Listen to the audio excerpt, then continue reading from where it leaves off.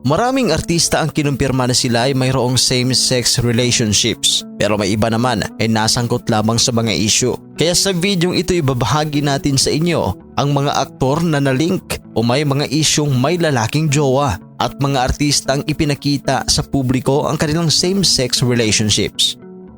Piolo Pascual. Isa sa mga aktor na nalink kay Piolo ay si Sam Milby. Marami ang nag-speculate at nagkaroon ng mga blind items na nagsasabing sila ay mayroong espesyal na relasyon nung magkasama pa sila sa isang proyekto at naging close friends. Subalit pareho nilang itinanggi ang mga isyong iyon at hindi pa rin nagsalita ng direkta tungkol sa kanilang relasyon. May mga fans at ilang media na nag-akalang may namuong something sa kanilang dalawa, pero sila Piolo at Sam ay pareho namang itinanggi ang mga ganitong aligasyon. Sa mga interview, hindi rin nila tinanggap na may romantic involvement sila at pinilit nilang iwasan ang mga ganitong usapin. Si Piolo ay kilala sa pagiging private pagdating sa kanyang personal na buhay. Ang kanyang mga past relationships ay hindi rin madalas ipinakita sa media. Maliban kay Sam Milby, nalink rin siya kay Mark Bautista nang ilabas si Mark ang kanyang libro. May blind item siya doon tungkol sa isang close male celebrity friend na nalink sa kanya. Maraming netizens ang nagsabi na maaaring si Piolo ito pero walang kumpirmasyon. Nalink din si Piolo kay Yul Servo, Eric Santos at sa fashion designer na si Ino Soto.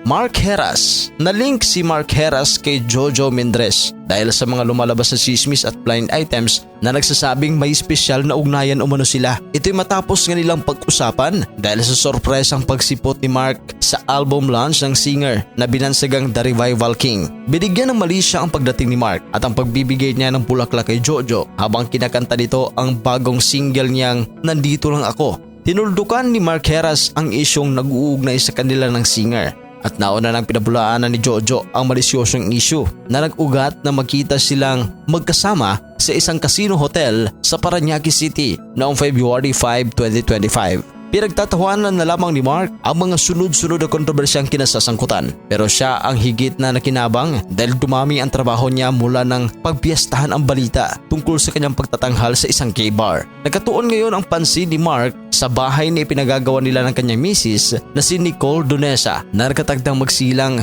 ng kanilang anak na babae sa June 2025.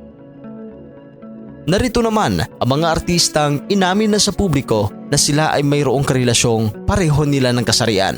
Boy Abunda. Nagkakilala sina Boy Abunda at Bong Quintana noong 1983 sa pamamagitan ng kanilang mga kaibigan sa industriya ng entertainment at turismo. Sa isang panayam, ikunento ni Boy na nagsimula ang kanilang relasyon sa isang simple at natural na paraan at hindi nila inakala na tatagal ito ng higit sa 40 taon. Si Bong Quintana ay isang executive sa Department of Tourism habang si Boy Abunda naman ay nagsimula pa lamang noon sa kanyang karera sa media at public relations. Sa kabila ng kanilang abalang buhay, naging matibay ang kanilang samahan dahil sa pagkakaintindihan, respeto at pagmamahal sa isa't isa. Sa ilang panayam, sinabi ni Boy na si Bong ay isang napakatahimik at pribadong tao na malayo sa kanyang personalidad bilang isang outspoken TV host. Gayunpaman, naging epektibo ang kanilang relasyon dahil sa kanilang pagkakaiba at pagiging supportive sa isa't isa. Bagamat hindi sila kasal, madalas ipinahayag ni Boy na si Bong ang kanyang forever at naniniwala siyang ang tunay na pagmamahal ay hindi nasusukat sa kasal kundi sa paninindigan at pananatili sa isa't isa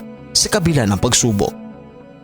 Ayon Perez. Nagsimula ang relasyon ni na Vice Ganda at Ayon Perez sa noontime show na Eat Showtime kung saan si Ayon ay nagsimulang lumabas bilang kuya escort sa segment na Miss Q&A noong 2018. Ayon kay Vice, nagsimula ang kanilang romantic relationship nang hindi inaasahan dahil magkaibigan muna sila bago unti-unting lumalim ang kanilang damdamin para sa isa't isa. Noong una, inakala lamang ni Vice na simpleng pag-aalaga lamang ni Ayon ang ipinakita nito. Ngunit kalaunan ay naging malinaw na may espesyal itong nararamdaman para sa kanya. Sa kabila ng pangamba ni Vice na baka hindi seryoso si Ayon o iniisip lang nito ang pressure sa showbiz, pinatunayan ni Ayon ang kanyang pagmamahal sa pamamagitan ng pagiging matyaga at tapat sa relasyon nila. Noong October 2019, opisyal nilang inanunsyo sa publiko ang kanilang relasyon sa isang episode ng Gandang Gabi Vice kung saan emotional nilang ibinahagi ang kanilang pagmamahalan at simula noon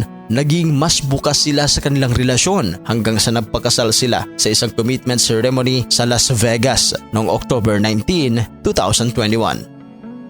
Raymond Gutierrez. Ang karelasyon ni Raymond Gutierrez ay si Robert William, isang abogado. Noong June 2022, unang ipinakilala ni Raymond si Robert sa publiko sa pamamagitan ng mga larawan sa social media. Ayon sa isang artikulo, nagdesisyon umano si Raymond na ilantad ang kanilang relasyon dahil sa mga stalker. Ayon sa mga ulat, sina Raymond Gutierrez at Robert William ay unang nagkakilala sa isang hapunan sa isang restaurant sa Los Angeles. Anong reaksyon ninyo dito sa ating video?